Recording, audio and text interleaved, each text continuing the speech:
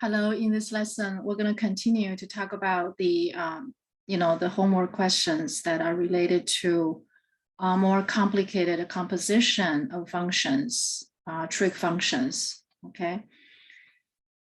We did number one, and we have selected some questions, right, where we covered and reviewed about arcsine, arctangent, arccosine.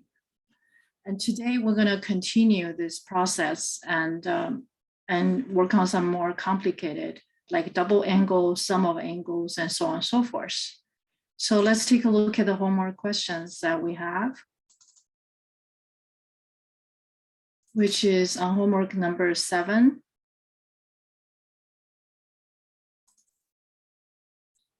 It goes a little slow. Okay, so you can take a look at yours from your side.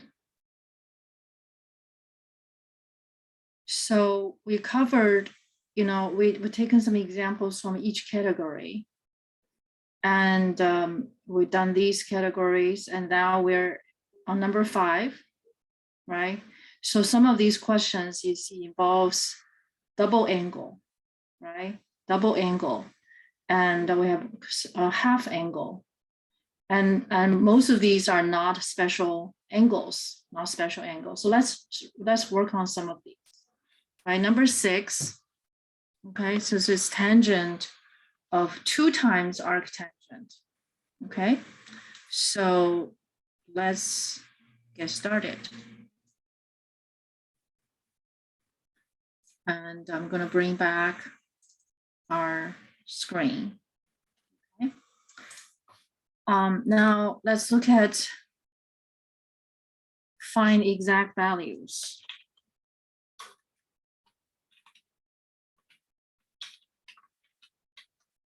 Exact value, right?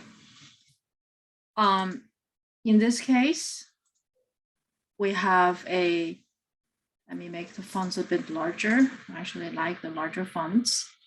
And tangent of 2 times arctan,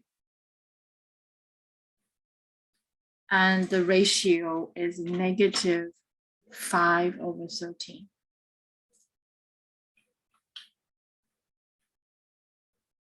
Oh, 5/13. Okay. So in this question, we have a double angle case, right? So naturally we will work this process, but we need to understand that this ratio, of course, is arctangent takes any real number as input, produces angles from -π/2 to π/2, right? So for this, we must remember, right? We must understand. So this will first, let's review this part of the material, right? So we understand the working of these functions, okay? The working of these composition of functions in terms of its order, right? And domain and range. All of these are in our consideration, okay? So I set up this screen, I set up this rectangular system because we are about to use ARD, okay? We're about to use ARD. So here I'm going to just, it's not a unit circle and we don't really need the unit circle. We just need ARD. Okay, if you insist on drawing this on unit circle, that's fine too, right? You just have to, plot your points at a certain place. All right, so I think this is much easier. Okay, this is much easier.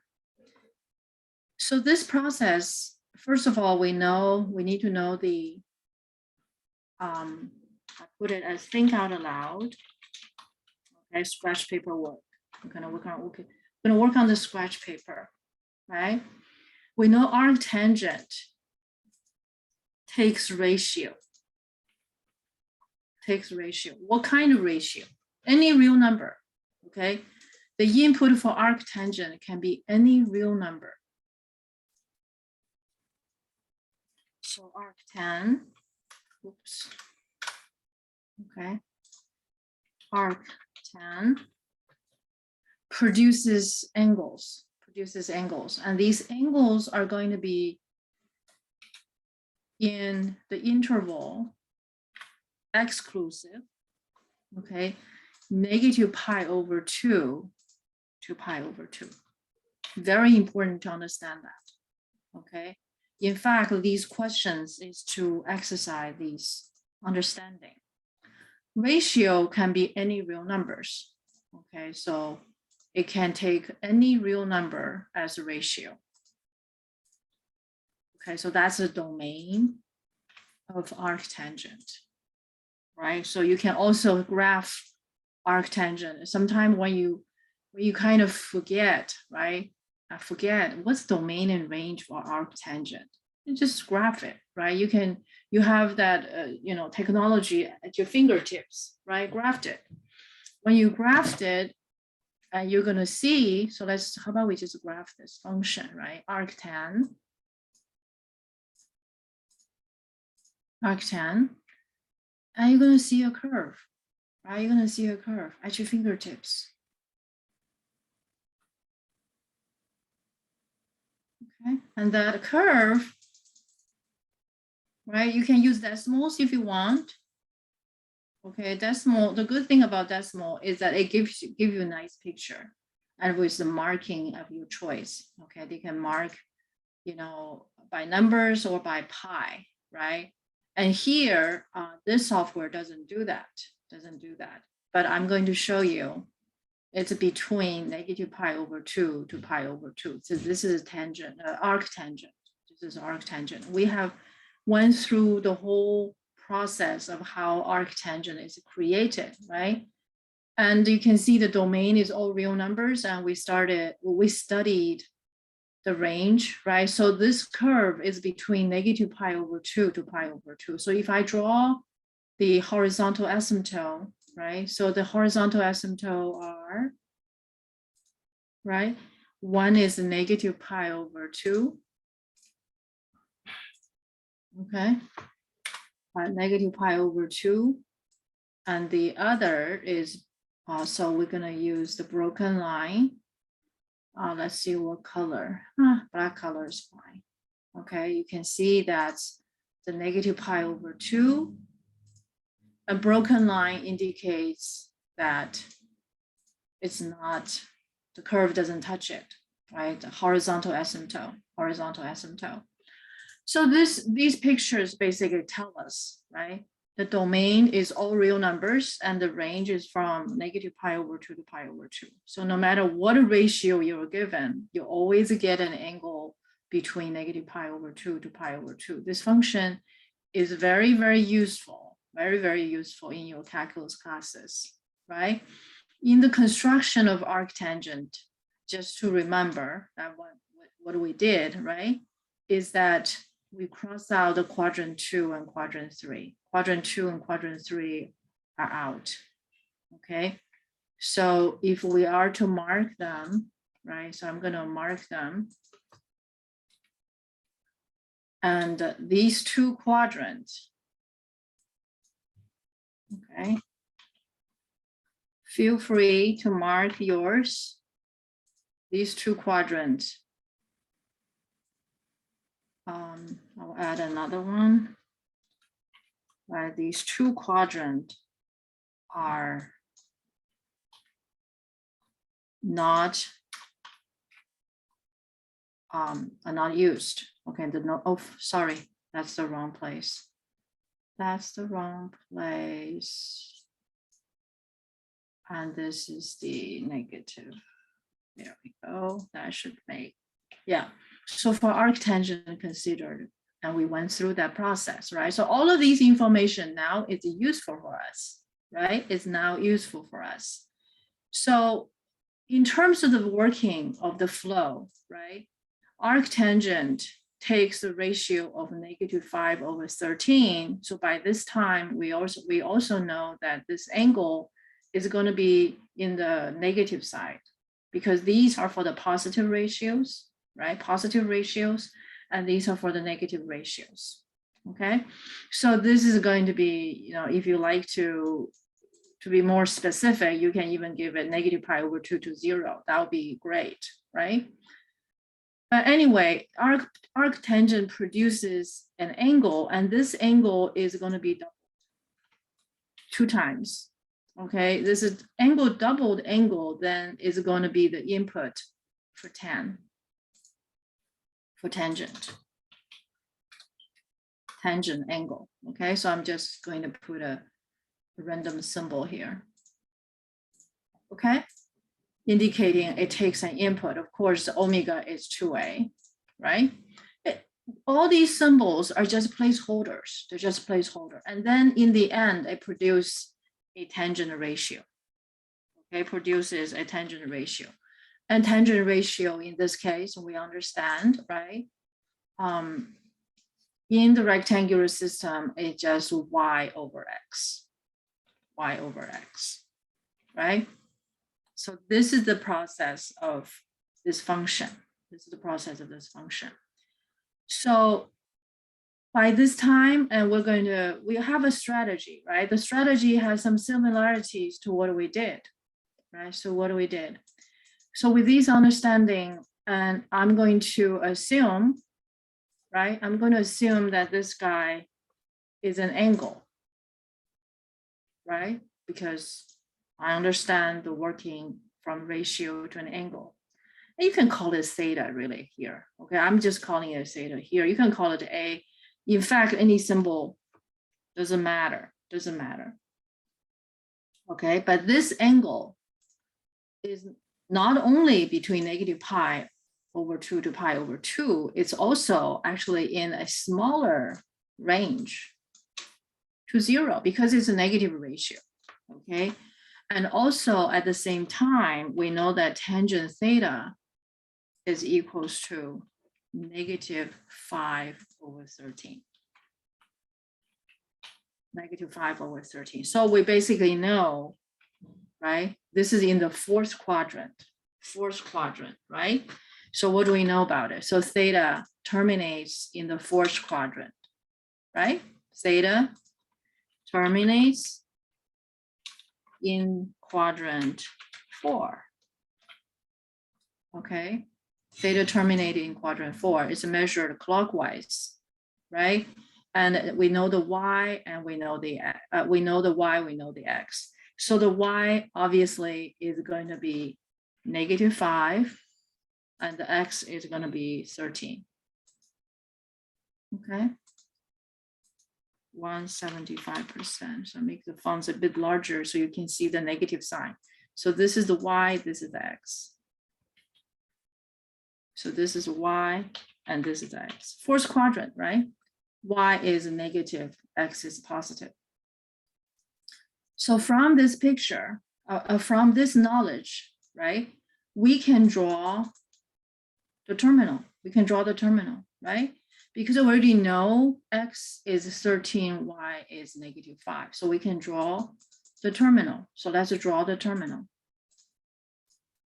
So the terminal, okay, is going to be, so let's see, what would, negative 5, right? Negative 5 is the y, and 13 is x, right? So we got a terminal. We got the terminal, right? Of course, we can make it longer, right? We can make it longer. And so here we have a red, we have a blue, right? We have a red, we have a blue. And so we keep going, the red piece, right? The red piece is going to be over here, which is a red piece, right? And the blue piece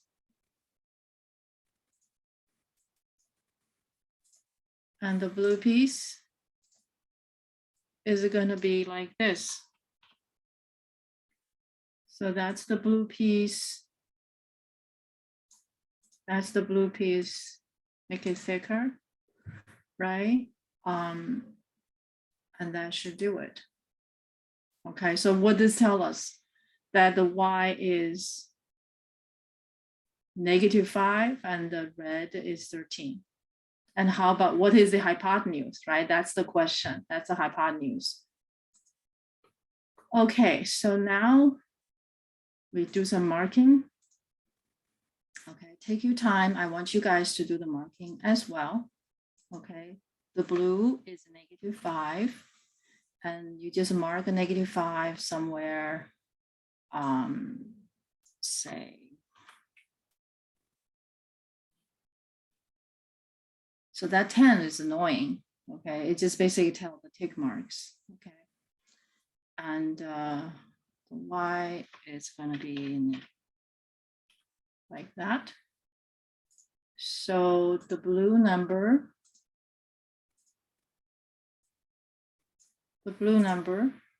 right? So draw your picture and do take your time to draw that picture. Oops, that's in the wrong place, right?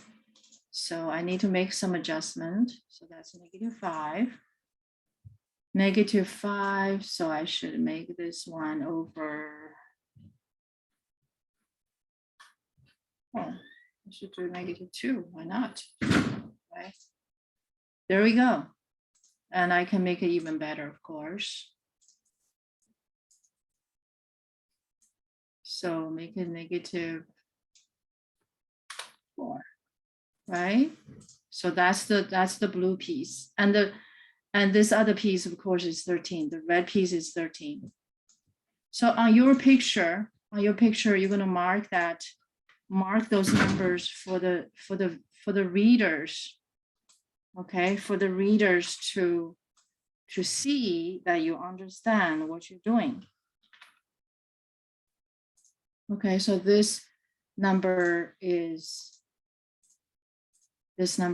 red. All right, so 13, -5. So what is the hypotenuse? We can find the hypotenuse if we need it, right? Let's see if we need it. Okay, let's see if we need it. Because this is thinking out loud is to help us to figure out, what do I really need? The minimum I need to do. The minimum necessary thing I need to do in order to get this done, right? All right, so we have tangent theta already. And then we need to find what? What do we need to find? This piece is we want to find tangent double theta, right? How do I know that? Because this is equals to tan. 2 times this piece is theta, so 2 times theta. So we know tangent theta, we want to find tangent double theta. So how do we find the tangent double angle? Okay. How do we find that value? Well, we can derive, right? In our double angle formula, actually, we didn't do tangent double angle, but that can easily be done. Okay. So tangent 2 theta is equals to, so here we can do the deriving. Okay. So let's derive what is tangent 2 theta, right? Tangent 2 theta, we can have sine 2 theta divided by cosine 2 theta. Okay, so we're in the deriving stage. Okay, so I'm going to scroll down a little bit so we can focus on the task at hand. Okay, so we have, but what is sine 2 theta? Sine 2 theta, as we know, is 2 times sine theta multiply cosine theta. The denominator for cosine 2 theta, we have 3 formula. Right? So which one do we use, right? Which one do you want to use? It's up to us. Right? So let's try one of them. So I'm going to use that 1 minus 2 times sine square theta. You can try every one of them. Each one will give you an interesting formula, trust me. Okay, so I leave that trial to you. Okay.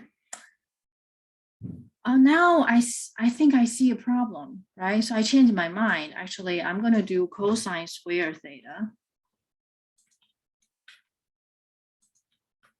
minus sine square theta. So I'm using the first formula, well, one of the three formula for cosine 2 theta. There's three formula, right? If you look at the diagram. So this, I have a change of mind. You guys just practice, right? At this point, pause the recorded lecture and just try your own and then come back, right? And your answer may be different from mine, but our final answer should be the same. Okay, so once I get to this point, what I would like to do next is that I'm going to divide the top and bottom. So I'm going to write an extra step.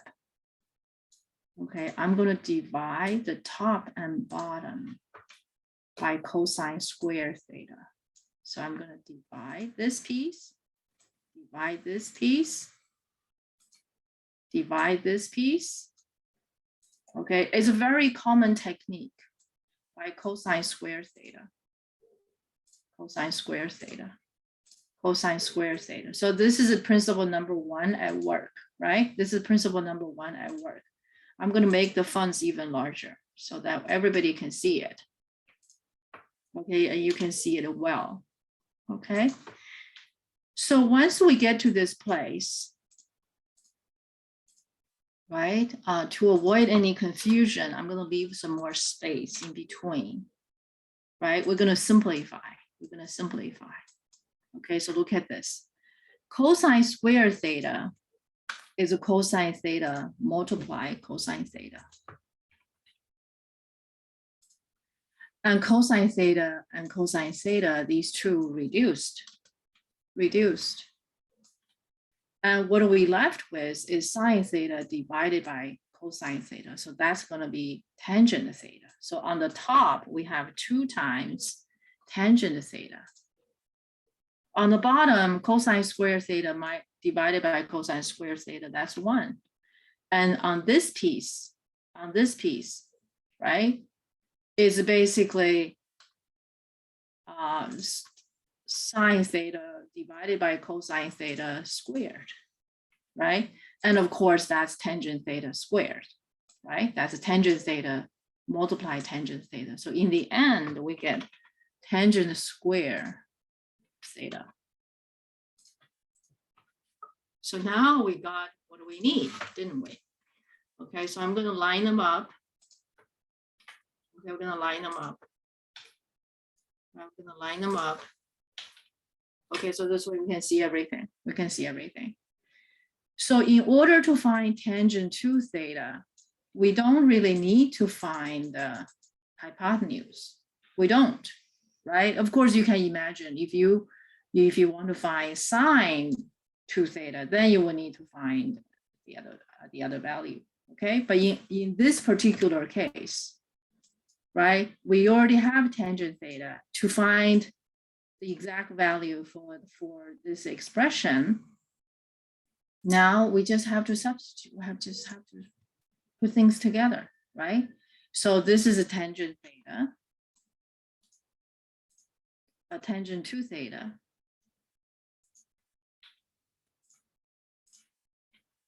Oops. Tangent 2 theta, and that is equals to, you can just put the formula in, right? And we know tangent theta is -5/13. So this piece will be replaced by -5/13. And tangent square theta will be replaced by that and being squared. Okay? So this question is really about understanding the inner working of these functions. Okay, so now what do we get? Just simplify. These expressions, right? We simplify these expressions. On the top is going to be negative of 10 over 13. On the bottom, it's going to be 1 minus 5 over negative 13 being squared. That's going to be resulting in a positive number. So it's 169 under 25. Okay. And find common denominator. Find common denominator. And remember, we're still working on the scratch paper, okay, which I like to do. When you turn in your work, which I will show you how to show work, you don't have to write so much. You don't have to write so much. Okay, so have same denominator.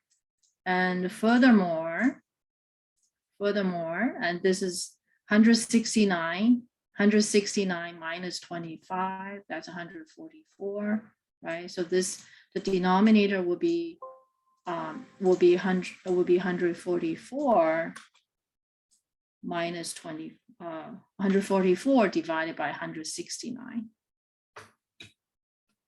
Okay, and then this is a complex fraction, so we need to simplify. So I multiply the top by 169, which is the common denominator, and this is 169.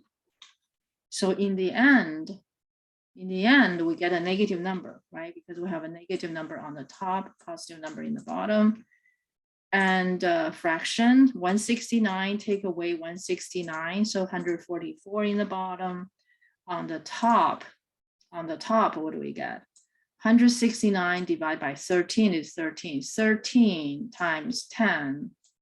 13 times 10 is 130. Can that be reduced? I think so. I think so. So you would reduce it. The common factors seem to be 2. Okay. 144. Sometimes it takes multiple steps to reduce it, right? So 144 divided by 2 is a 72, right? And 130 divided by 2 is a 65. It looks like that's it. That's it. Okay. So let's talk about how you're going to show your work, right? We have written down so much and talk about so much, right? Talk about so much. You're not going to have to show everything. Okay. So I'm just going to show you what work you need to show to your nerdy professors. Okay. So the question is find exact values. And this is the question, right? You don't need to show these pictures, you don't. But you do, I would like you to show this picture.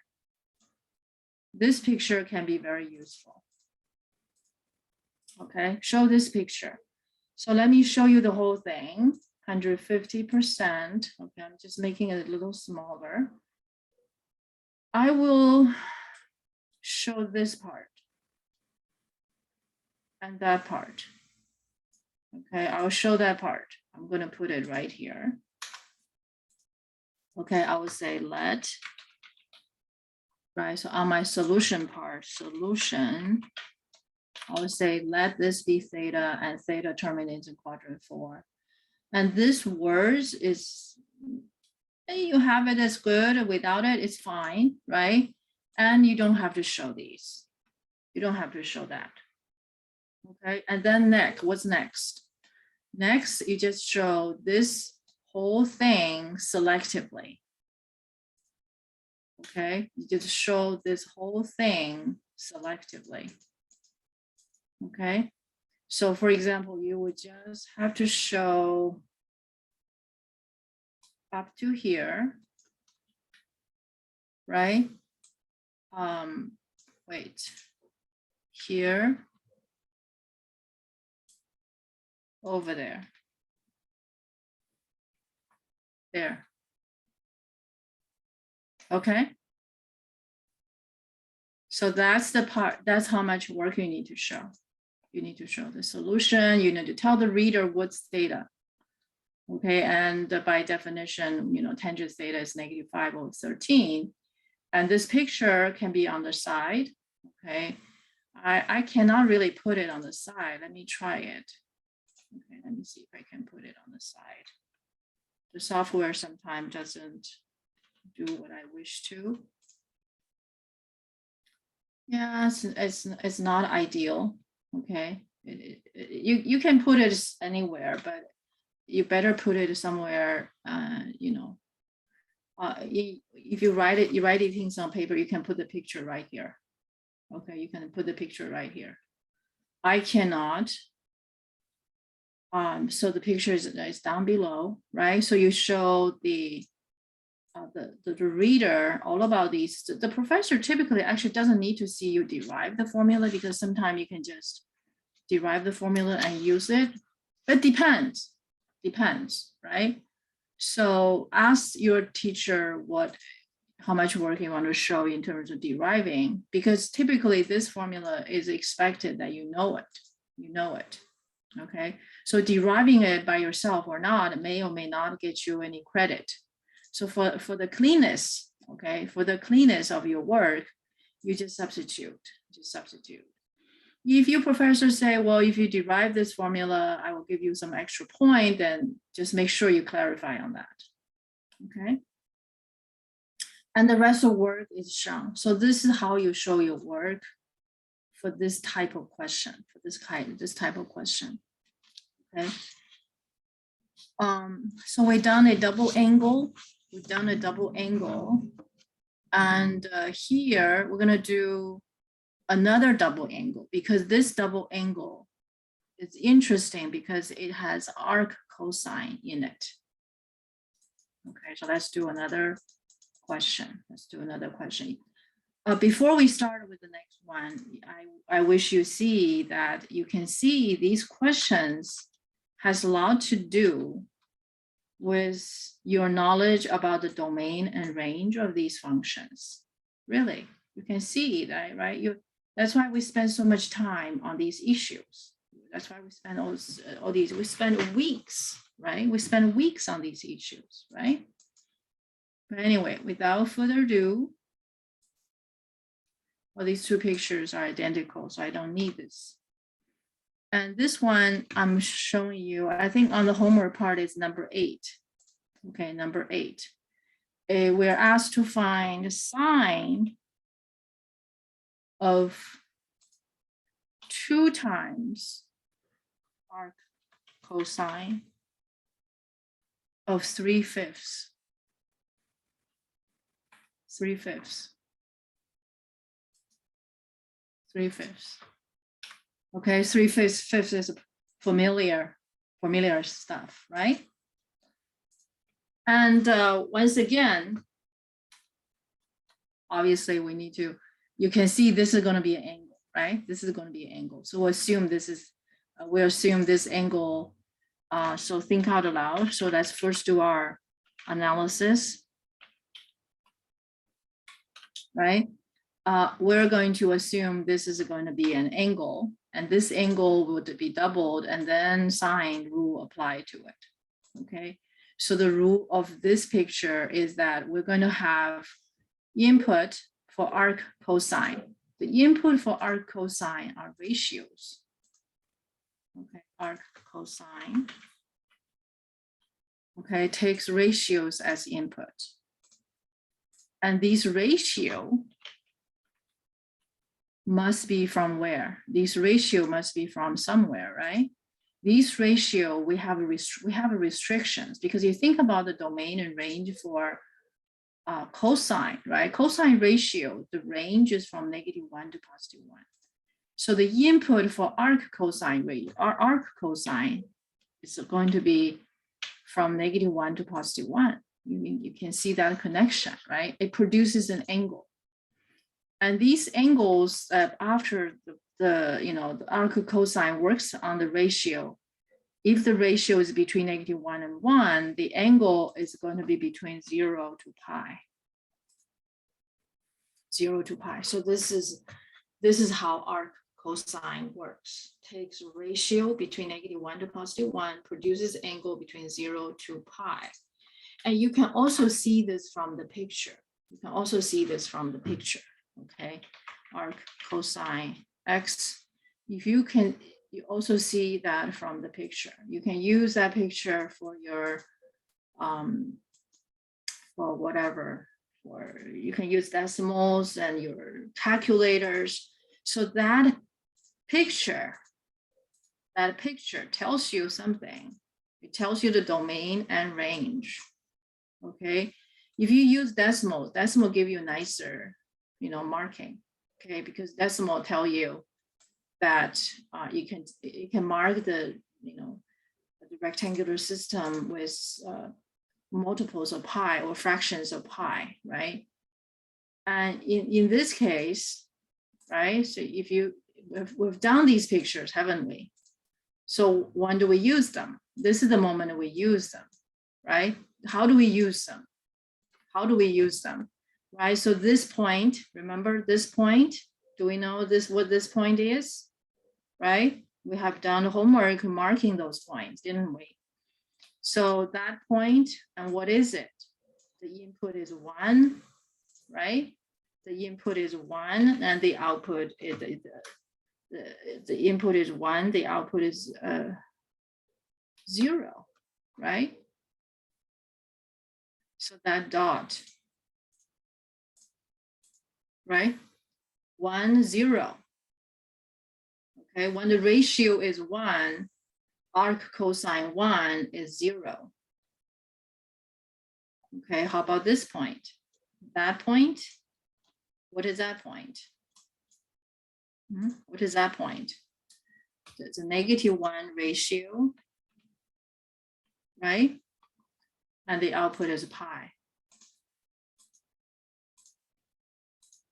Right, so we did those homework, didn't we? What do you think we do those homework for? Because we need this at this moment. Okay, I want you guys to take your time to mark this and go and look at these pictures you get and really understand the graph, right? So I'm going to mark these 2 points. This is arc cosine. Okay, so 1, 0, knowing that arc cosine input is ratio, output is angle. Right, so 1, 0. So I'm going to mark these points.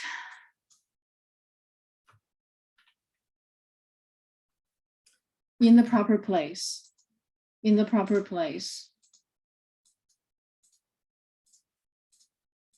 Okay, that's 1, 0 right here, this point. Okay, so maybe I can make it a little bit closer. 0.8, would that be better? There we go, right? And this point, okay, is the input when the ratio is -1, which is the input, -1, and the output is pi. Okay, so I'm going to mark that point at, say, 0.8. And y at 3. So here, put the negative sign in front of it. And that point is such. Input a -1, output a pi. So that tells us arc cosine -1 is pi. Okay, so these 2 points we marked here, they mean that arc cosine of 1 is equals to 0. Arc cosine -1 equals to pi. Right, so in our homework in the past, we have done all of those. I was asking you guys to mark those points. What do you think we do that for? Right, these are the moments we need them. And also about the constructions of arc cosine, we understand that certain quadrants are crossed out, right? Certain quadrants are crossed out. What are those quadrants that's being crossed out? What are the quadrants that's being crossed out? Right, so now I would like you guys to draw a rectangular system. Okay, we go back to ARD. We go back to ARD.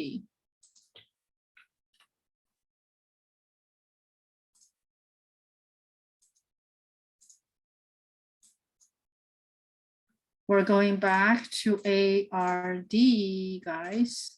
Let's do it, right? We go back to ARD. So I'm drawing my rectangular system, and you do the same, right? And we draw this system because ARD, let me put it on this side, right? In the construction of arc cosine, we mentioned that quadrant 3 and quadrant 4 are no fly zone, okay? The input output, we talk about, right, ratio between -1 to +1. If you look at that unit circle, right, at the time we also related to that unit circle. And now this certainly is more general than unit circle, and the output is from 0 to pi. In other words, whatever output you get for arc cosine is going to be either 0 or anything between 0 to pi or pi, right? Anything between 0 to pi, that's what it meant. So as a result, that we know that these two quadrants are out, right? So these are the information we're really testing you guys about. Okay, so now all the work we've done is coming to our rescue. It's coming to our rescue. Okay, so in this quadrant, I would do some crossing and you do the same, please. Okay, so quadrant 3.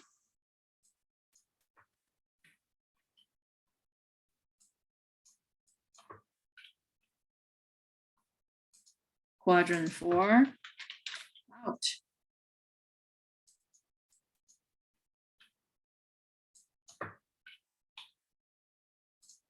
And here we go. They're crossed out. They're crossed out. We don't need that comma. Did I put that comma there? We don't really need that one. Okay. So they're crossed out.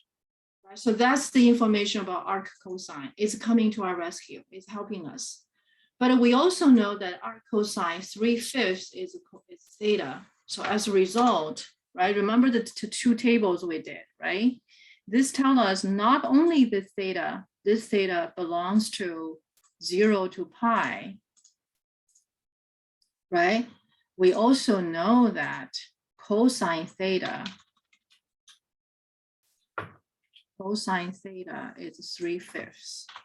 3/5. Cosine theta is 3/5. It's a positive ratio. Cosine is negative on the second quadrant, positive in the first quadrant. So this piece of information not only tells us that theta is from 0 to pi, it actually also tells us in particular, okay, in fact, it's between 0 to pi over 2. Okay, so that's even a smaller range. Okay, so not only is in a range, but we even know it's even a smaller because of positive ratio. But you don't have to write this, right? So here, if I put pi and I want to show off to my professor, I can also say, hey, theta actually is also in 0 to pi over 2, right? You can even show off some more, right?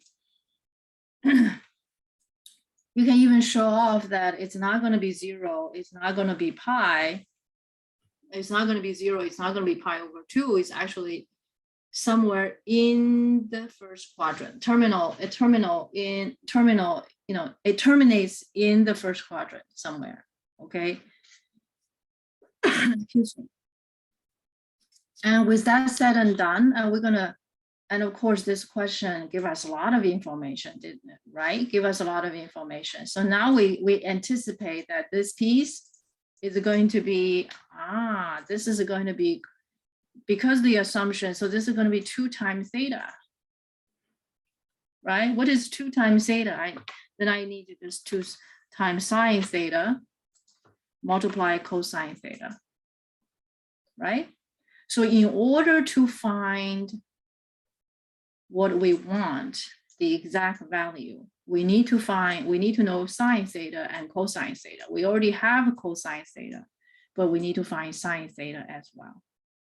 You see, this whole thing gave us so much information, so much information. We got this and we need sine theta. How do we find sine theta? How do we find sine theta? So we're going to work on, we know the terminal isn't going to be the first quadrant. By definition, this tells us what? By definition, this is x over r, right? So x is 3, r is 5. X is 3, r is 5. So what is 3? It's going to be the first quadrant. It cannot be in the fourth quadrant, right? Because arc cosine, that has been ruled out, the fourth quadrant possibility. So x is 3, right? So let's draw what we have realized, right? This is x is 3. This is 3. And hypotenuse is 5, right? Hypotenuse is 5. So this is a 5, right? So there's 5 somewhere. So what will be the height? So the height is going to be there, right? So now we kind of, we already recognize, hey, it's that special triangle, 3, 4, 5, 3, 4, 5, right? You see, that's how, and then you realize, oh, sine theta is 4/5. It's 4/5, right? So now let's get to work, right? We're going to express ourselves properly. Okay. So let's do the marking. Okay, let's do the marking in this picture, right? So we're going to put the numbers in place. I want to give you that picture so I don't have to draw it over and over again. Okay, so 0, 0, and 3, 4, and that's the terminal. That's the terminal, and then there's a red, there's a blue, right? And the red,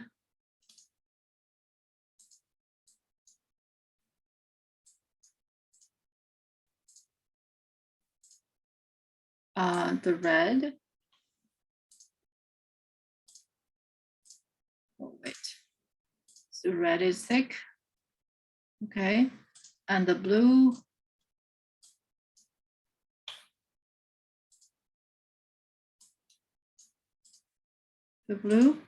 red and blue, right? So in your picture, like, you're going to use it to show your work, okay? And what else? Mark those numbers. Mark those things on your, so you have a 3 for the red, right? So 3 for the red. So 3 for the red, right? So where do I want to put it? Say 1.5, 0.05. Yep, mark the 3 for me, right? And the hypotenuse is 5. I believe you are getting better at this, okay? So 5, so this is going to be 2, 2. I just want to mark it as properly because I want to show you how to show your work properly. How to show your work properly. So that's the 5 and the blue, right? The blue we finally got. That's a 4. Okay. So it's going to be 4.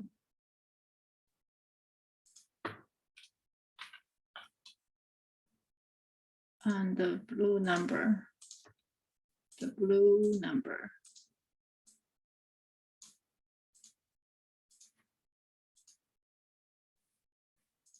4.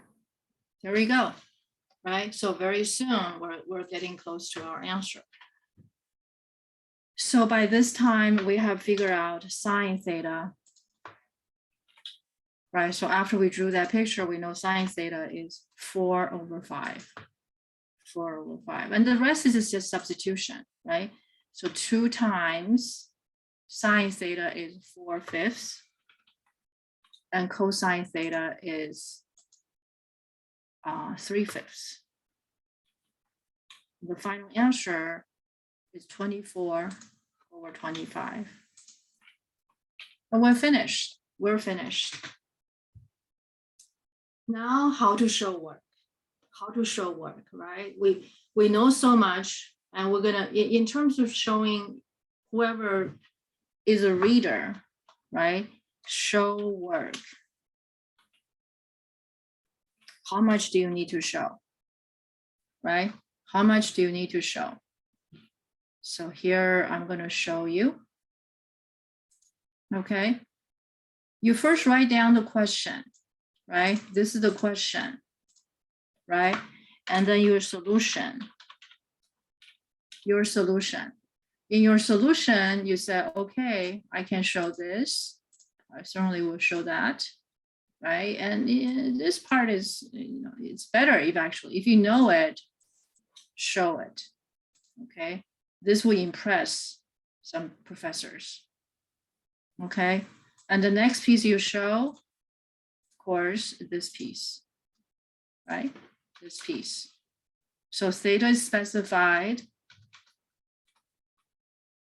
Okay, this is to impress, but this is enough. Okay, this is enough. So cosine theta is 3/5. And at this point, you're gonna draw your picture.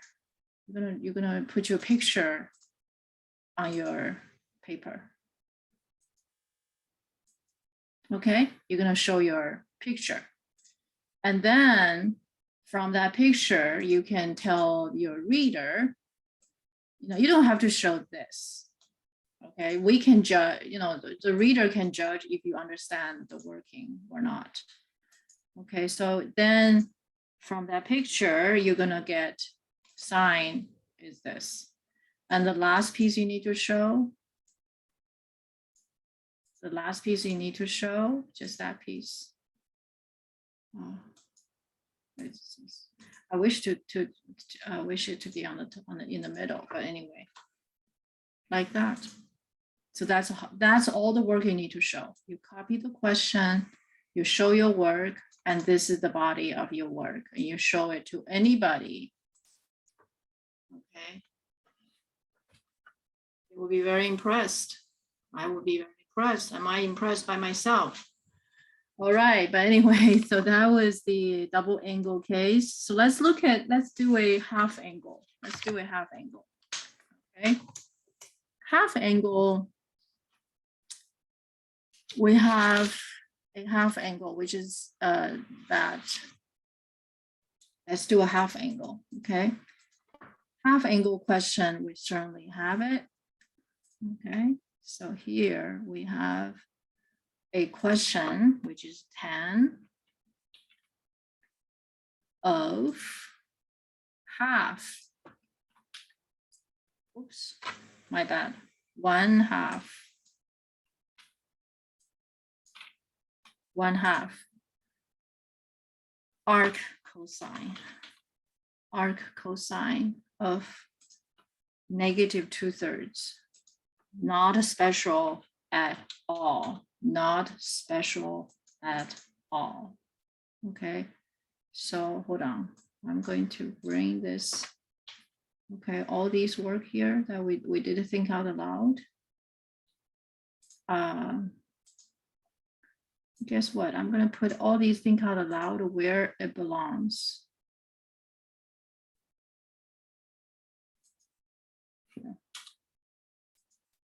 Okay, we did all of that. Okay, it's because it's on scratch paper, you can show whatever. So now we get to do a half angle. Why is half angle? Because we know this is going to give us an angle, right? And then say this is theta. So we're looking for tangent half theta. Okay. So think out aloud. In this case, because it's arc cosine again, we just talk about arc cosine, right? We just talk about arc cosine. So all of these can be part of the thinking process, except this ratio. The ratio has to be adjusted. The ratio has to be adjusted. Okay, so I'm going to take this whole thing here. The ratio needs to be adjusted. In particular, here we have a negative ratio. We have a negative ratio. And so all of these are not useful. Okay, but it's going to be on the other side. It's going to be on the other side. Okay, so I'm going to still keep this picture, just make some adjustment. Okay, I'm going to make some adjustment. Hold on, let's see what adjustment do I need, right? So it's going to be on the other side, right? It's going to be on the other side. So let's first just delete, delete, delete. Okay. I'm just going to delete these things. Okay. And the points and the numbers, wait, and the blue and red, right? So I'm just going to delete these things. The blue. Okay. Nice and clean, nice and clean. Okay, so it's the same theme, but this time terminal is going to be in the second quadrant. Everything the same, we just discussed it, right? We just discussed it for arc cosine, right? We understand it takes ratio between -1 to +1, produces angle from 0 to pi, and this time the angle is going to be between pi/2 and pi, so it's terminated in the second quadrant. So now the question is, because this value is so not special, this is not special, right? So this angle, we're gonna let this to be equals to theta, right? So this angle is gonna terminate in second quadrant, okay? And we know this terminal, this angle is between 0 to pi. In particular, we also know that this is going to be between pi/2 to pi, right? Second quadrant. So we know theta is going to be in this interval. So that would, if you do this, you will impress. You will impress. Okay. And then we have cosine of theta equals to -2/3. -2/3. So with that said and done, and we can imagine that this is going to be its definition, right? So it's x/r. So we have a cosine definition is x/r, right? So x is -2, r is 3. X is -2. Okay, x is -2. X is -2, right? That's x. Yes. And r is 3. R is 3. So 3 is somewhere there. Somewhere here. Okay, so we need the blue. We need the blue. But in this case, we don't have a special angle waiting for us at all. Okay, we don't have a special angle waiting for us at all.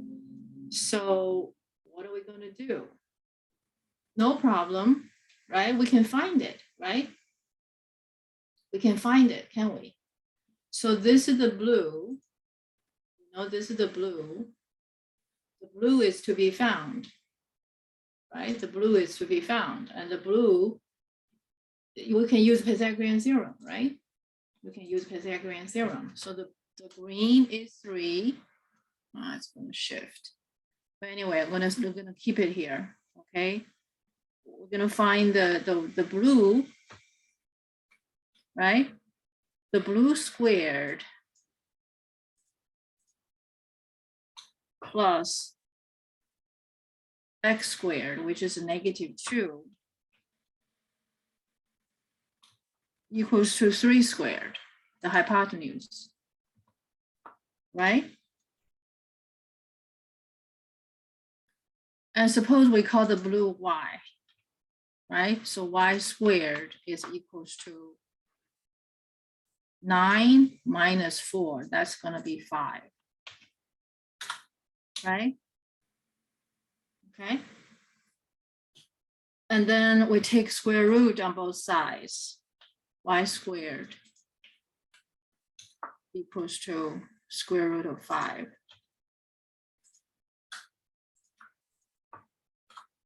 And the absolute value of y is equals to square root of 5. Square root of 5. And there we go. Y is going to be positive, right? It's above x-axis. Okay, so y is positive. Why? Because terminal is in the second quadrant. It's in quadrant 2, right? And therefore, the absolute value of a positive number is the same as the number. And so that equals to square root of 5. Okay, so now when we're marking these points, we know that this blue is square root of 5, the red is 2, and the hypotenuse is 3. Okay, so let's do the marking. Okay, let's do the marking. Let's do it together. Okay, let's do it together. Okay, so we're going to do this together. We're going to mark these points, right? We know that x is -2. So here, I'm going to draw the terminal. -2 square root of 5. I got my terminal. Of course, the terminal can be longer, right? It can be longer, but we don't need that, right? The next one, we're going to take this point, we're going to draw the red and blue. Okay, the red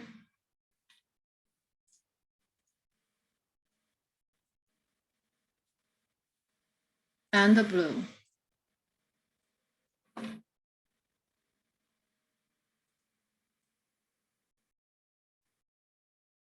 Red and blue. And let's mark those points. Let's mark those points. Okay. Mark those lengths. Okay, that's important. When you present this to someone, you want to mark it properly, because especially the graph can be part of your,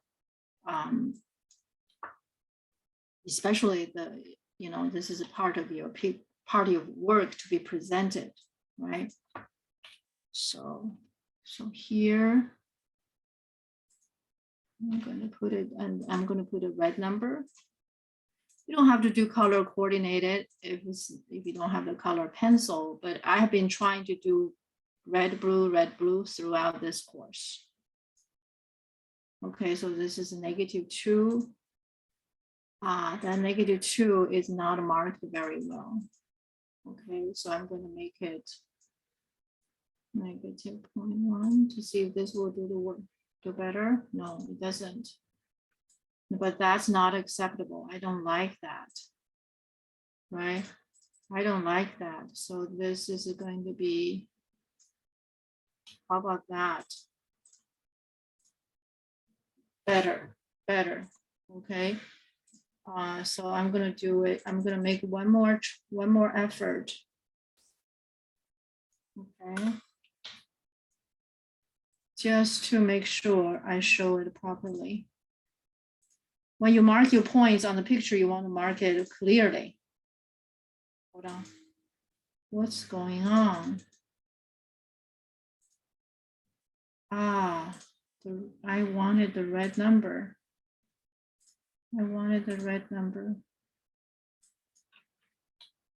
right? The red number, can you give me the red number? Hold on. That's slow. Okay, this is better. Okay, this is better. And the hypotenuse, I'm gonna show the hypotenuse. The hypotenuse is 3, right? Hypotenuse is 3. And we're gonna put it at,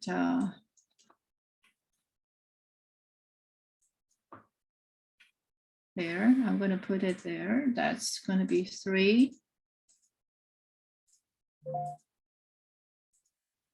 Okay, that's my 3. Whoops. Wrong place, wrong place.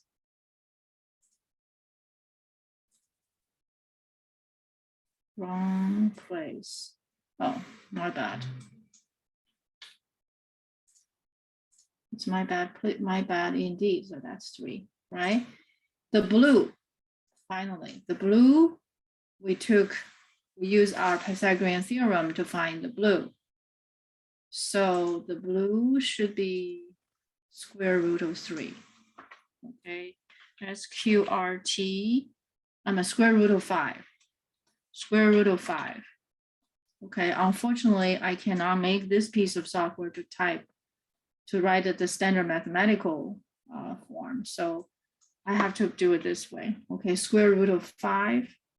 Okay, you can just write root 5. Okay, root 5. So this is 1. But everybody understands square root 5, right? Everybody understands the square root 5. So I'm going to make a little color coordination because I can. And here you go. All right, I was holding my breath. Okay, so it worked. Okay, so this all marked well. And then we're almost there. You see, we're almost there. We have come a long way. And now we're getting closer to it, right? And we got a cosine theta equal this piece. And so we find that value. Let's see, what do we really need for it, right? What do we really need for it? Okay, this angle, so now we have tangent theta. Remember, tangent half angle has 3 formula, okay? So now we have all the red, blue all discovered, right? So do we need sine theta? Do we need sine theta? And do we need a cosine theta? We have a cosine theta for sure, right? Do we need sine theta? We only do enough. We don't have to do everything.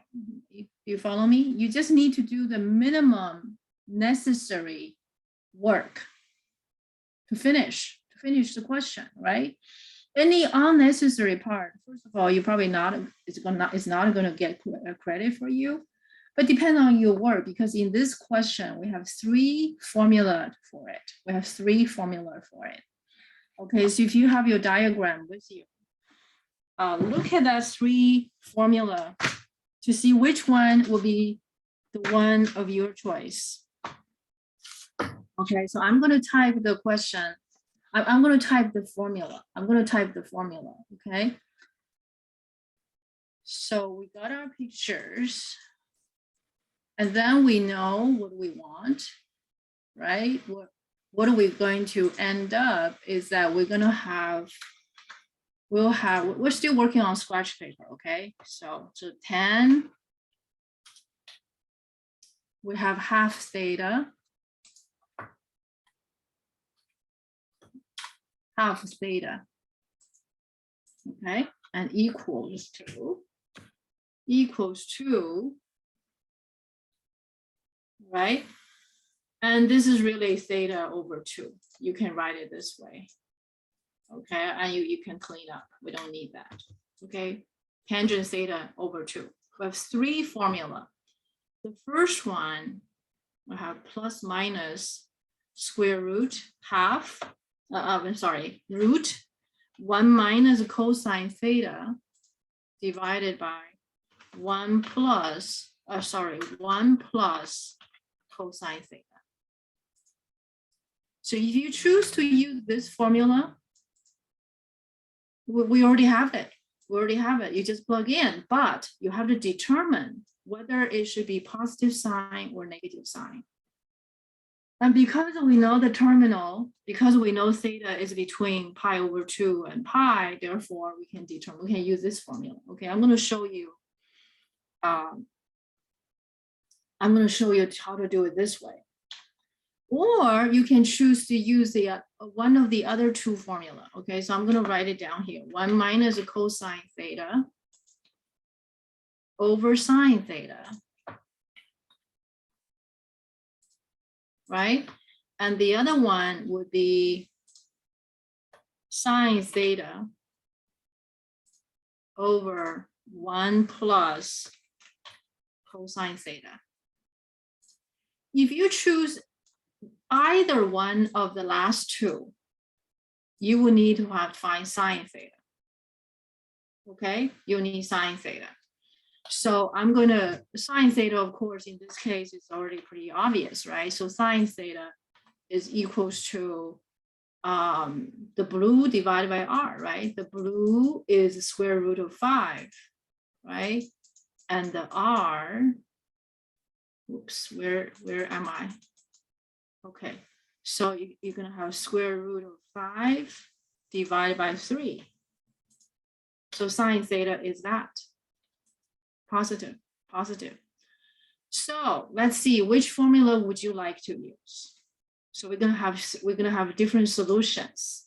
Okay, so I'm gonna give you different versions of the solutions, right? I'm gonna give you a version of solution using this formula and one of these. Okay, we don't need to do all three. Okay, so solution. Let's first do this. Let's first do it. Okay. In the circumstances, right? All of these is still on scratch paper, you guys. Okay. So I try to organize it. Suppose I use this formula.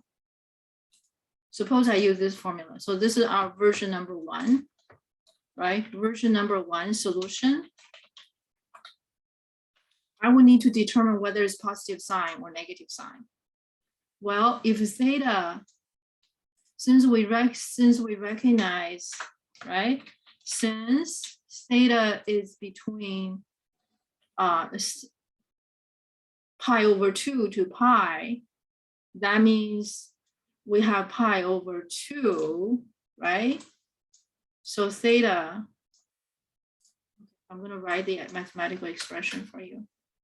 Less than theta, less than pi, right? This is we did something similar to this before, right? During the proof. And if we divide every side, right? Because we want to know where half theta is in, right? So half theta, we're going to divide theta by half, by 2, multiply by half, divide this by 2, and divide this pi over 2 by 2, that's going to be pi over 4. So theta over 2, this tells us theta over 2 terminates in this first quadrant. If theta over 2 terminates in the first quadrant, that means this expression we need what? It's going to be positive sign. We should remove that sign. Like, don't put a plus and a minus and then change to plus sign. Okay, just do it at the beginning. All right. All right, so I'm going to show you a mistake in this case. So if I'm doing the first version, then it's just plugging numbers. Okay, and we don't even need the sign. You see, we don't need this piece. We don't need it. Okay, so 1 minus negative 2/3. And the bottom is 1 plus negative 2/3. Oh, wait. Okay, this is a minus. My bad. We need a negative sign here. Okay, my bad. I need to make the fonts a bit larger. okay? And the bottom is 1 plus negative 2/3. So this is substitution. 1 minus cosine theta, which is negative 2/3, and 1 plus negative 2/3. Okay, equals to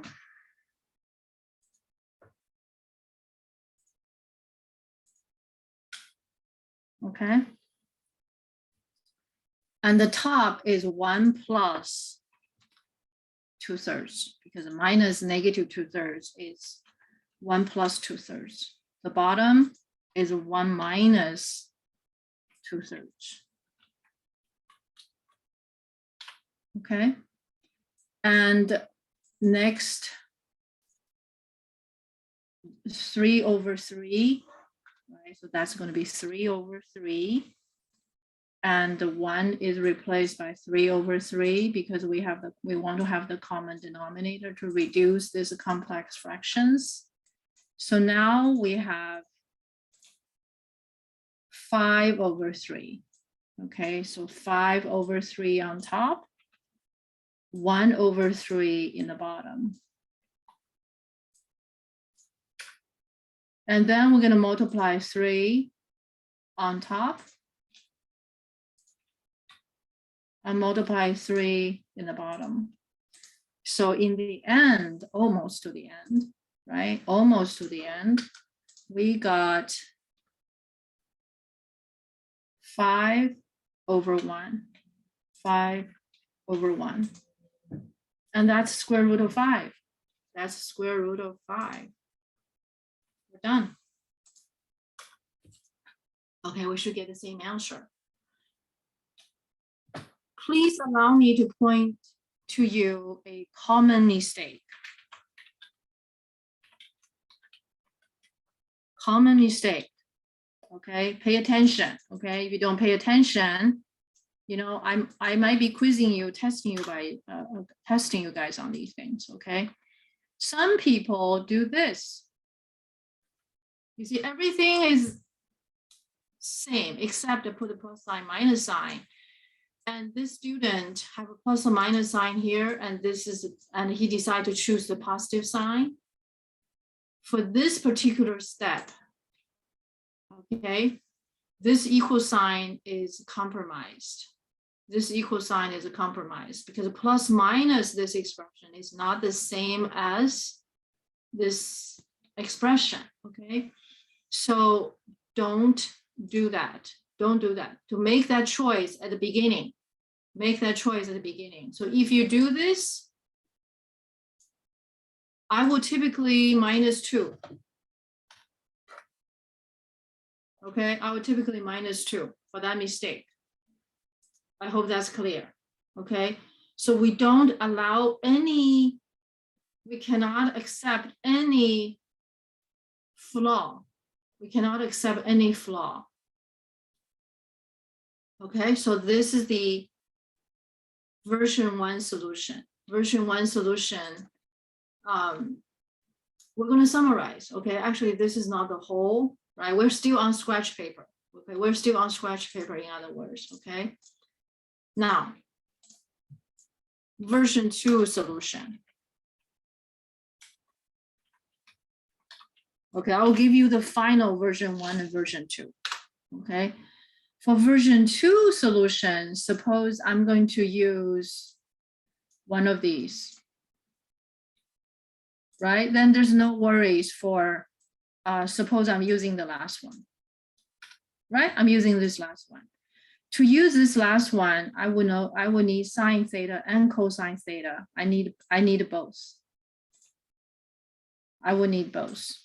The good thing about it is that you don't have to worry about the sign. The sign will be done automatically for you, okay? So with that, we just plug in. So tangent theta over 2, right? And that equals to sine theta is √5/3. And the denominator is 1 plus this piece. There, right? And the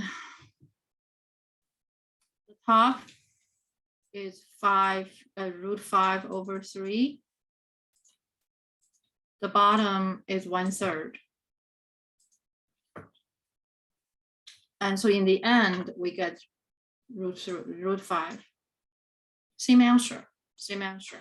It looks like the second version is much simpler, but you need to find sine theta. Okay, so now we've done all of these. We've done all of these on our scratch paper. Okay, we've done all of these on our scratch paper. It's time to summarize. Okay, because I'm going to give you 2 versions. Okay, 2 versions of solution. How do you put all of these together? Okay, how do we put all of these together? Wait, there. That's our question. That's our question, right? First version. Okay, that's our question. Okay, that's our question. Right? Solution, version number 1. Version number 1. Version number 1, we decided, you know, we have gone through that. Okay, so we know what do we need, what do we don't need, right? I will introduce that, but I'm not going to need sine. I'm not going to need sine. I'm not going to need sine. Okay. And do I need to draw the picture like this? No, we don't. We don't. We don't need that. Okay. Since we know this piece, we just put this over here. We don't even need that picture. You see, we don't even need that picture. So with theta in here, so we decide quadrant 1, and this is going to be that. Just, you know, if you like to have a couple of these, you know, and you're finished. You're finished.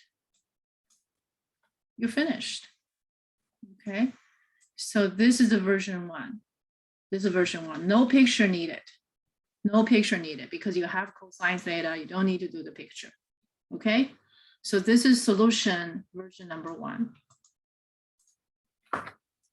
Okay. Solution version number 2. Okay. Solution version number 2. We'll need all of these. Okay. So solution version number 2. So not only we need this, we also need the picture. And we need cosine, we need sine theta.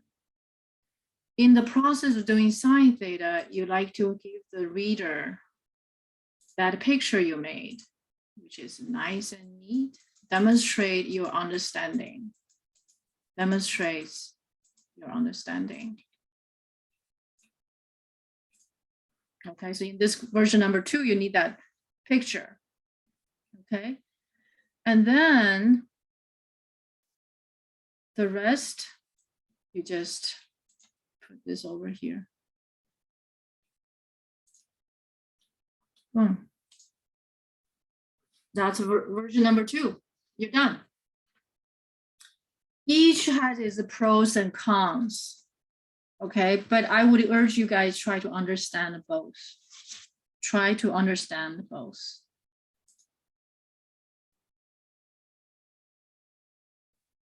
Okay, try to understand both. Both are important. Both are important. Okay, they each has its own path. You see, I only show the work which I need. You know, I don't put everything together. Okay, this is too much. This is too much. Okay, and so that's why we have that think out loud part. Okay, so let's do we should do one more, right? We have some sum of angles, right? Sum of angles. Let's start with something relatively easier. Okay, I think that's number 12, which we end up with special angles, right? Number 12. So this question is sine of sine, this is arc sine of 1/2 plus cosine, arc cosine of 1/2. Okay, so that's the question.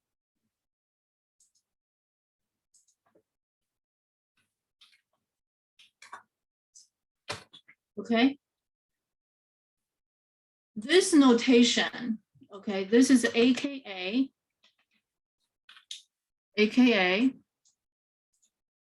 don't read it as sine inverse, read it as arc sine. So this is arc sine, and this is arc cosine.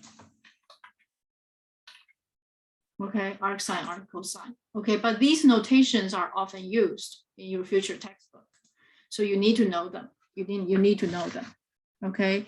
I, on the other hand, spend most of the time, so far to use arc sine because I want you guys to get used to think arc sine and pronounce this piece as arc sine, arc cosine, instead of thinking sine inverse, cosine inverse. They're not inverse to sine, they're not inverse to cosine, okay? As we talked about in the previous lessons. Okay. So with that said and done, that we know this is an angle, right? So think out loud. Always have scratch paper to work with before you put down your formal work.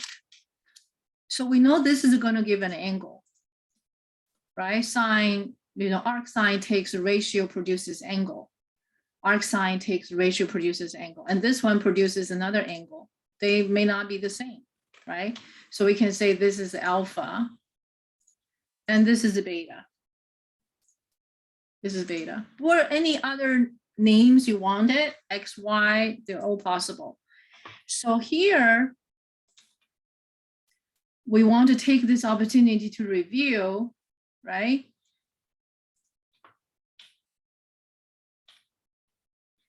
Ratio, okay? Ratio are the inputs for sine, for arc sine, okay?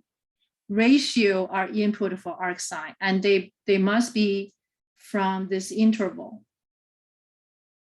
They're from that interval, the domain.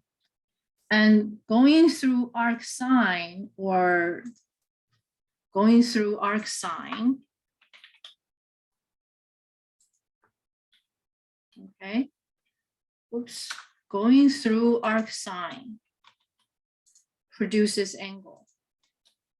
And that angle is going to belong to which interval? Negative pi over 2 to pi over 2. Okay, I'm taking this opportunity to review these concepts. For arc cosine, almost the same, okay? But there are differences. Okay, arc cosine also produce angles, but these angles are going to be in the interval of 0 to pi. Look at that comparison, right? Look at that comparison. Okay, and of course we know that half is a special ratio. And so alpha is going to be, we know alpha already, right? So what is alpha? What is alpha? Right? What is beta? Right? So you can find out. And the other thing is that I'm taking this opportunity to review for you is that if you think of the quadrants, we have to chop off, right? The quadrant we have to chop off. And we're gonna get our unit circle, right? This time it's our unit circle. For sine, what is the unit circle? Which piece do we cut off? Which piece do we cut off? Which piece do we cut off?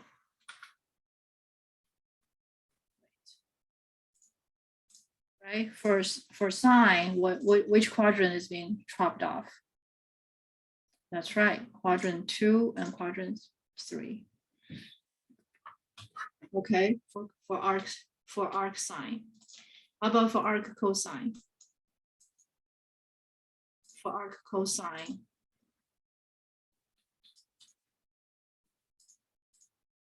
For arc cosine, which quadrant is being chopped off? It's quadrant 3 and quadrant 4, right? So that's the major differences, right? So let me put this in. You see, these pictures are not so stable. Okay, so to review this piece, I'm going to give you a good review on this piece. Okay, so what I would do is that I would just start with this picture, okay, with this review, right? I'm going to put a little table here. Constantly summarize, review, compare. Okay, that's the way to learn. That's the way to learn. So, okay, arc sine, arc cosine, right? And what it goes in there, right? And what goes out, right? And the cosine, what's go in there, and what goes out. Very important. We understand these, right? We'll be emphasizing these throughout. And picture-wise, quadrants, right? I'm not going to use that unit circle. I'm not going to use that unit circle. I'm going to use the rectangular system. Okay, I'm going to use that rectangular system. And I want you guys to do this with me. Really try to understand this or review this piece, right? So we've done this before. So now it's time to really try to get it. And because we are applying these knowledge, we're applying these, what we learned in the previous lessons, So for each one of these, right, arc sine, arc cosine here, they each have a quadrants truncation, right? Quadrant truncation. On this one, right? For arc sine, which quadrant are being chopped off? So let's mark it. Let's mark it. Right? So this is going to be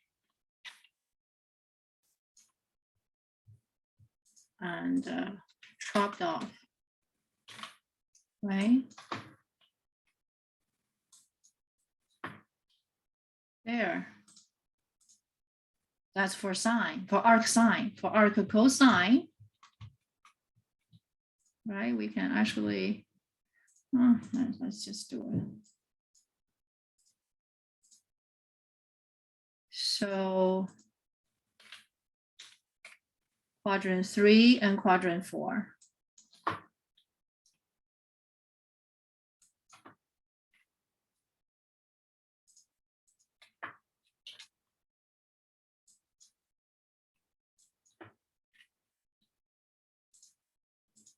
There, quadrant 2. So once you have these in your mind, right? And it's pretty straightforward to work it out. Okay, so that review this part. And really, in this case, when we understood, and of course we know alpha are special angles. Okay, so in this case, alpha is special angles. And what is it? Right, it's pi over 6, right? How about this piece? It's pi over 3, right? It's pi over 3. Okay, so this question is pretty straightforward, right? So let's finish it. Let's finish it.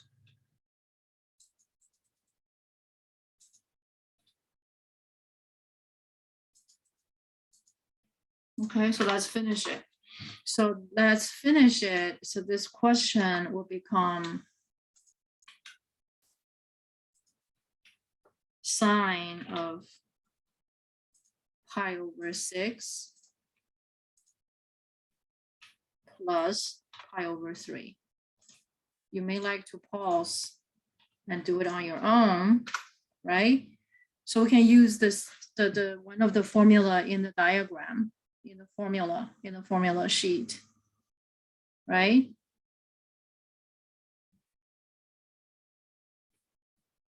So which equals to sine,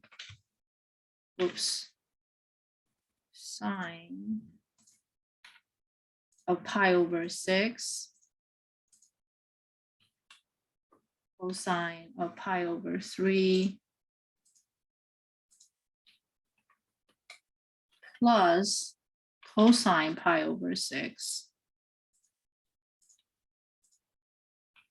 and sine pi over 3. Right, so all of these are special angles. And sine pi over 6, that's a half. And cosine pi over 3, cosine pi over 3 is a half.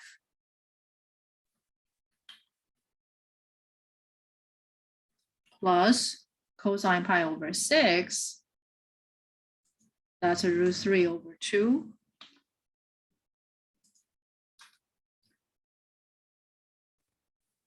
And sine pi over 3 is a root 3 over 2.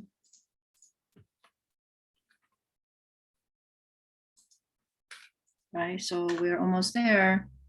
So the first piece, we get quarter. The second piece, we get 3/4. And so in the end, we got 1. Okay, we got 1. Well, in fact, it doesn't surprise us, because if you look at from here, right, there's alternative way of doing this. We just use the formula, but if we don't use the formula, we could have combined these two, make the same denominator, right? So this will give us what? What does it give us? This is going to give us sine 3 pi over 6, right? 3 pi over 6. And that's pi over 2. That's pi over 2, and that's equals to 1, right? So there's more than one way to do it. Now about show work, right? You have these knowledge, and this question, we actually is indirectly, we're testing your knowledge about it. Yes, we do. Okay, but how much work do you need to show? Okay, so show work.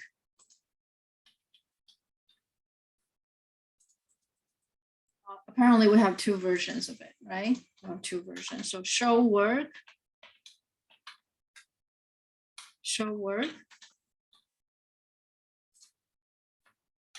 The first version of it, right? Solution version number 1. You can just do sine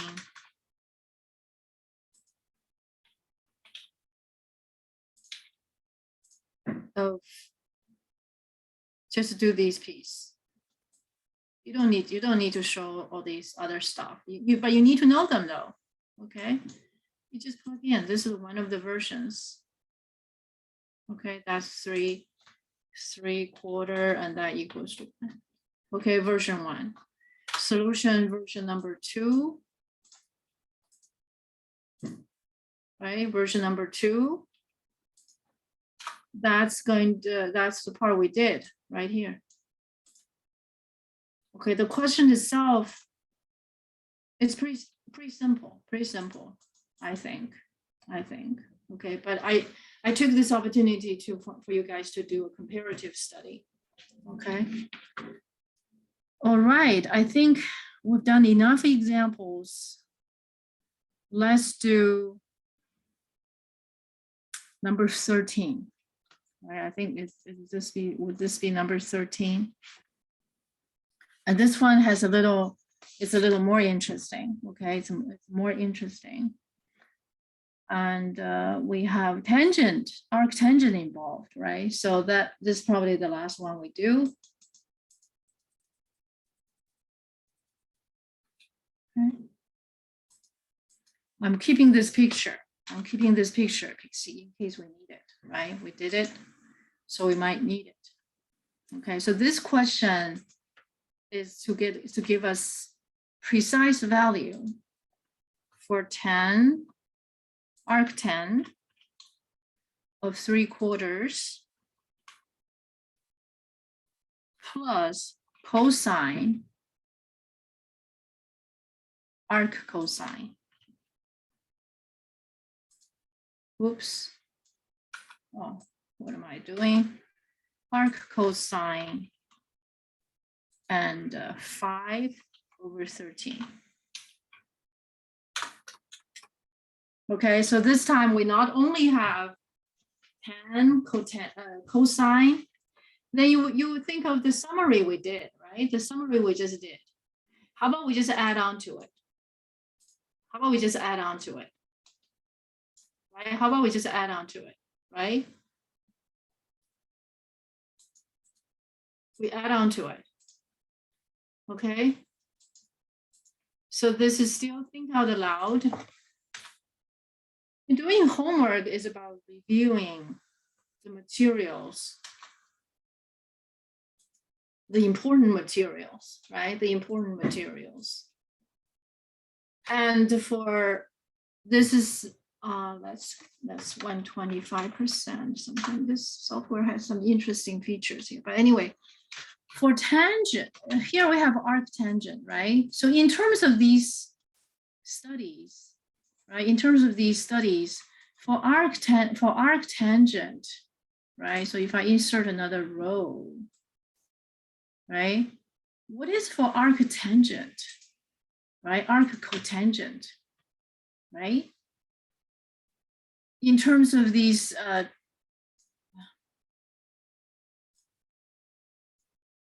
you know, which quadrant, right? So we're gonna have, in fact, arctangent is chopping off the second and third, and our arccotangent is also about that.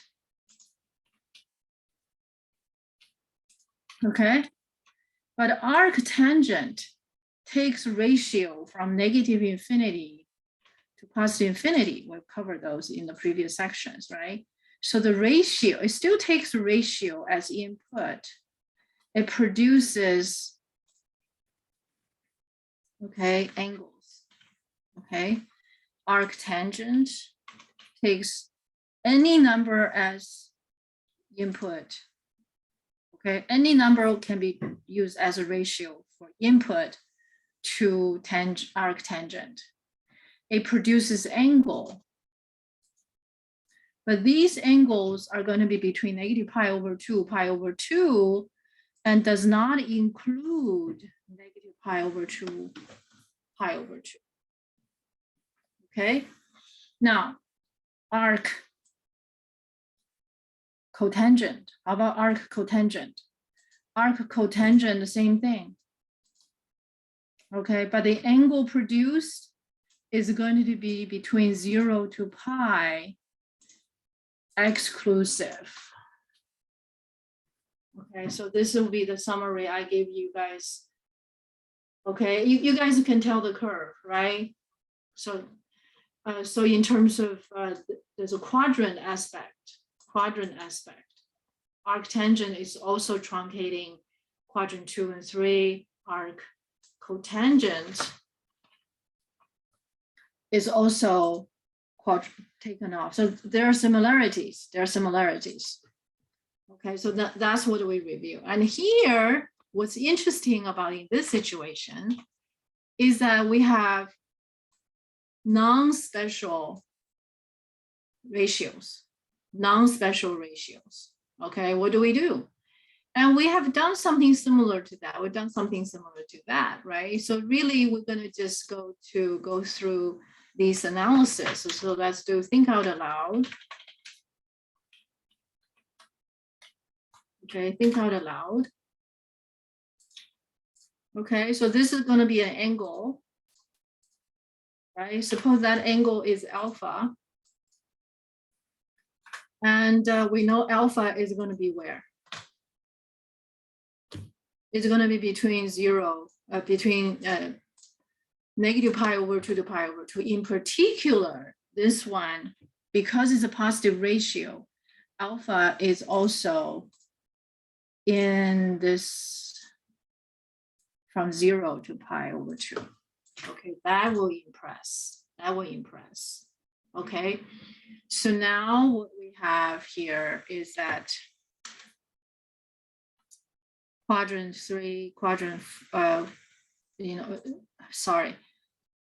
I think I'm tired of this question. I'm going to take a break. Okay, so in this case, we get tangent alpha. Alpha equals to 3 over 4. 3 over 4. Okay, and alpha terminates in the first quadrant. Okay, do we have a picture that we did before? I know we did it before, but let's just do it anyway, because I want you guys to do it along my side. Do it with me, okay? Do it with me.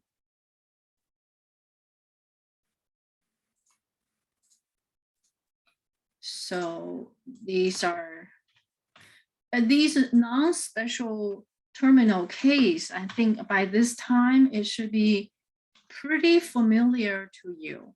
Should be pretty familiar to you. Okay, so that's what I hope for, because academically, these academic questions really it's just this much, right? So 3, 4. By definition, we're always back to ARD, right? So y over x. Y over x. So we know the red is 4, the blue is 3, right? So we got that. So let's draw that picture. Let's draw that picture. The red. Okay, so the terminal. The red is 4, the blue is 3. So we get that terminal. Okay. And then we're going to draw the red and blue. Okay, so this is going to be the red.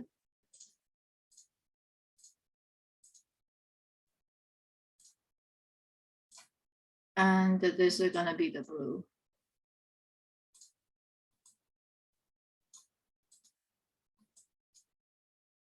Right? 4, 3, 5. 4, 3, 5. You can, let's mark them. Let's mark them. 4, 3, 5. Okay, so 4. Where am I going to put this? So I'm going to put it.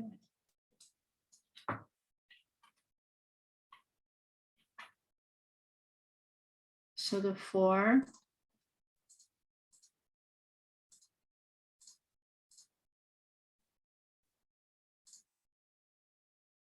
3.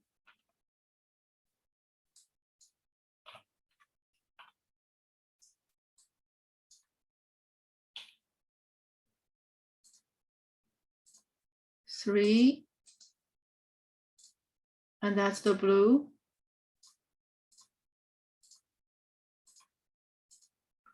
4, 3, 5. Okay, it's not bad, huh? One more. 5.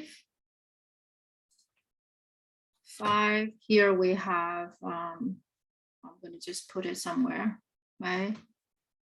3, 2. The fonts. So keep that color. 3, 4, 5. Okay. That 5 is not as well placed. Sorry about that. 5.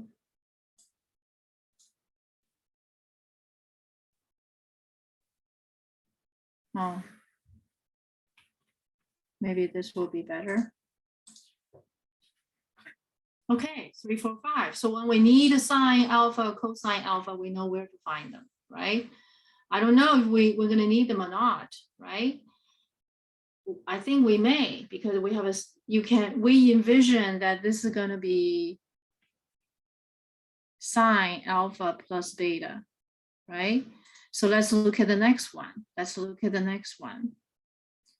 You know what? I probably should put this in a table, okay? In a table, because I always want to show more things for you on one picture. Okay, so I'm going to put this row over here. That's one line. And that row, put it here, right? And put this picture over here. So for this question, this might make it easier for us to see everything.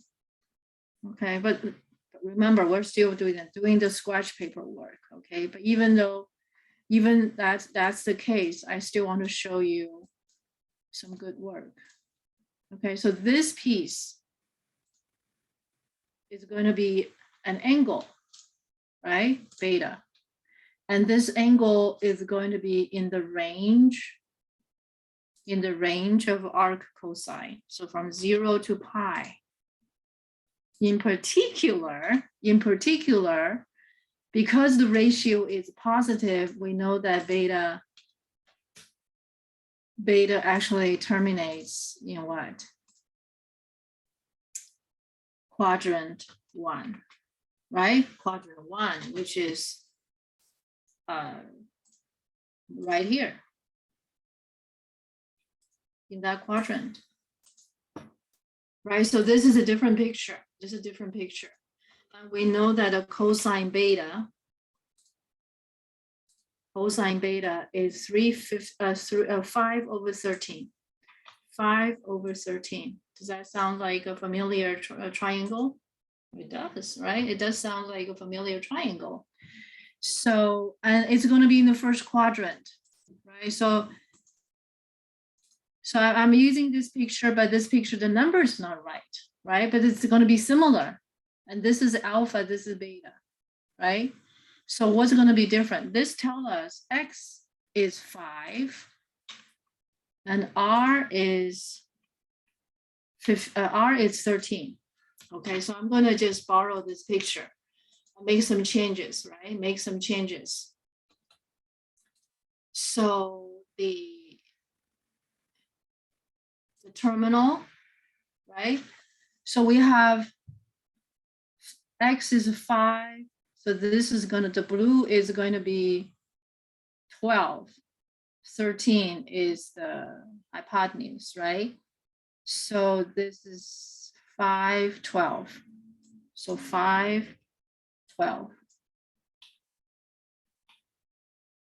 Right? So this is 5. And this is going to be 12. 5. So this is our new picture. Ah, look at that. We need some adjustment, right? Because it scales. So let's do it. So this is going to be negative 13. They're so similar, right? There we go. And the numbers are not marked properly, right? So we're going to have to make adjustment on that. But at least we save some, but you see the similarity, isn't it? You see the similarity. So this is 5. Okay. So that's 5, right? And there's a 12.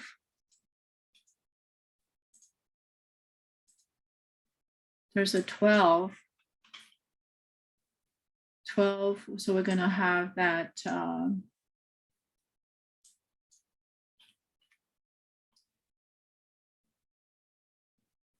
maybe 5 here. Okay, 12. The 12 is being cut by the line. Now we can change that. There. And the R, 5 need to be moved to 13. Okay, so 5 now is 13.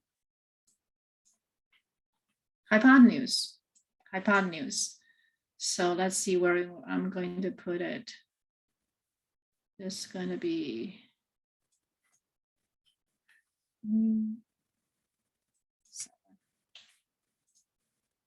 here we go, 13. That 4 is the wrong number. It should be 5. Should be 5. So here we go. You can see how similar they are. We're given these questions for us to understand our functions. So these numbers are placed there just to help us to understand, just help us to understand, right? To apply these domain and range, so on and so forth. So with this said and done, if we need, sine beta, we can find it, right? If we need sine alpha, cosine alpha, we can find it. So let's see, what do we need, right? What do we need? With that introduction, we know that we ended up with a sine of alpha plus beta. And sine alpha plus beta equals sine alpha multiply cosine beta plus cosine alpha sine beta, right? We have one of those formula in our formula sheet, that diagram. So we need a sine alpha, cosine alpha. Do we have it? No, we don't, right? But we have constructed a triangle, we can find it. We need a sine beta, cosine beta. Can we find them? Yes. We already have the triangle, right? We already have a cosine beta. We just need sine beta, right? We need sine beta. So now can we find those? Yes, right? So as a result, sine alpha can be found, which is going to be 3/5. Cosine alpha can be found, which is going to be what? 4/5. And in this case, we just need sine beta. We don't need tangent. Okay, so sine beta equals to what? Sine beta equals to what? 12/13. 12/13. So our analysis has produces what we need, right? Has produced what we need. And next we can just work out our solution. Okay, so next we can work out our solution. So we're going to take this piece. All right, we're going to take that piece. Wait. We're going to take that piece. We're just going to work it out here. Okay, we're going to work it out here. Show work just like that. Okay, equals to sine alpha. What is sine alpha? Sine alpha is 3/5. And cosine beta is 5/13. Plus cosine alpha is 4/5. And sine beta is 12/13. Okay, and we simplify, we got 3 times 5 as 15, and 5 times 13 as 65, plus 4 times 12, that's 48, and 65. So in the end, we got 65 is the denominator, common denominator, and 15 plus 48. That should be 3 and 6, 63. Can we reduce it? No. Okay. So now it comes to show work. How would I like the work to be shown? How would you like to show your work to maximize your credit? Okay, so in terms of show work,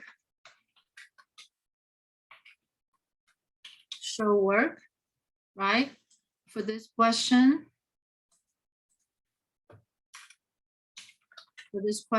how do we show work?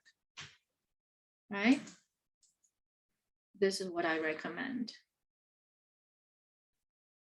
Okay, you're going to introduce that and that.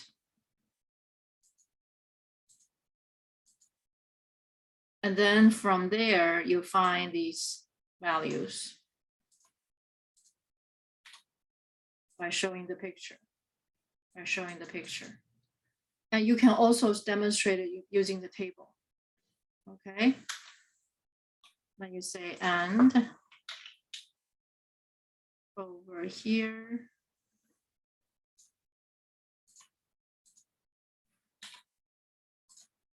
over there, if you don't do the table, okay? If you don't do the table. And each has a picture. So you want to make sure the reader know that you have your picture there. Okay, and this one has a picture there. Okay, and then we put the table away. And the last part you need to show is just this piece.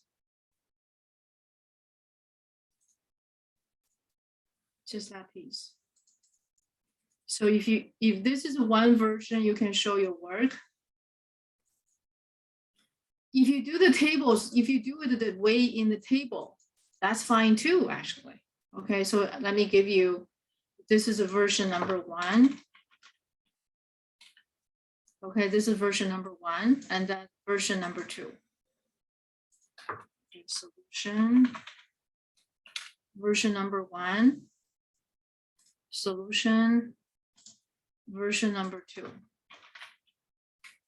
Okay, version number 2, you just put them in the table form. Usually people don't do this.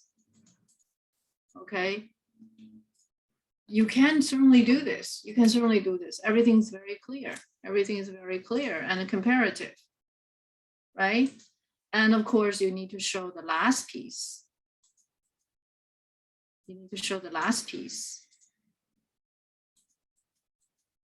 Version number 2. You'll put that piece under. Okay, so version number 2 solution, you put your work, you basically organize your work nicely. Okay. And then finish it.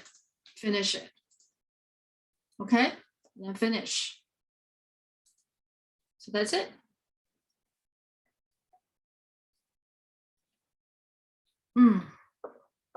I think that's all for today for this lesson. Thank you for watching. It's pretty long.